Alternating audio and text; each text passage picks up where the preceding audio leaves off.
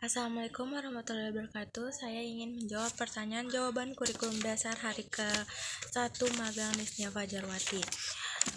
Untuk pertanyaan yang pertama, apa pengertian dari Funneering? Funneering adalah proses belajar yang sepenuhnya menyenangkan bagi anak. Yang kedua, mengapa proses belajar harus funneering? Karena proses pendidikan harus berbasis cinta dan kasih sayang agar setiap anak dapat merasakan bahagia dalam proses belajarnya sehingga anak menjadi seorang senang belajar. Yang ketiga, apa tujuan funneering? Tujuan dari adanya metode funneering adalah menumbuhkan minat belajar secara intrinsik. Anak mau belajar karena keinginannya sendiri. Yang keempat, apa hukumnya funneering? Wajib untuk menciptakan funneering setiap saat.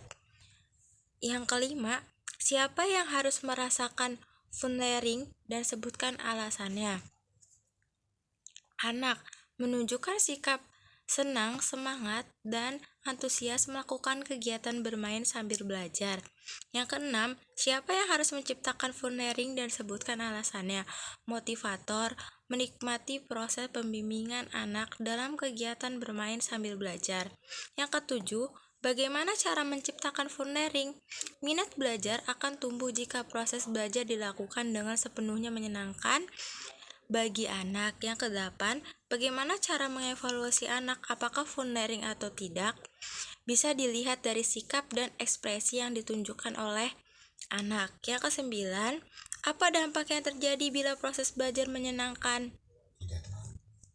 Menciptakan suasana hangat dan menyenangkan dalam proses pelajarannya.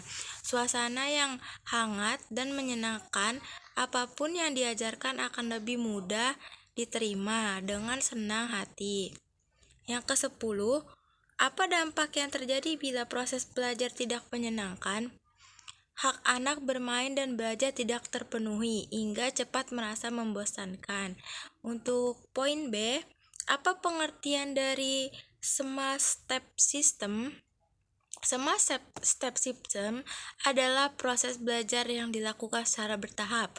Motivator harus dapat memberikan kegiatan yang sesuai dengan kemauan dan kemampuan masing-masing anak. Yang kedua, mengapa proses belajar harus dilakukan secara bertahap? Karena tidak mungkin menyenangkan jika tidak bertahap.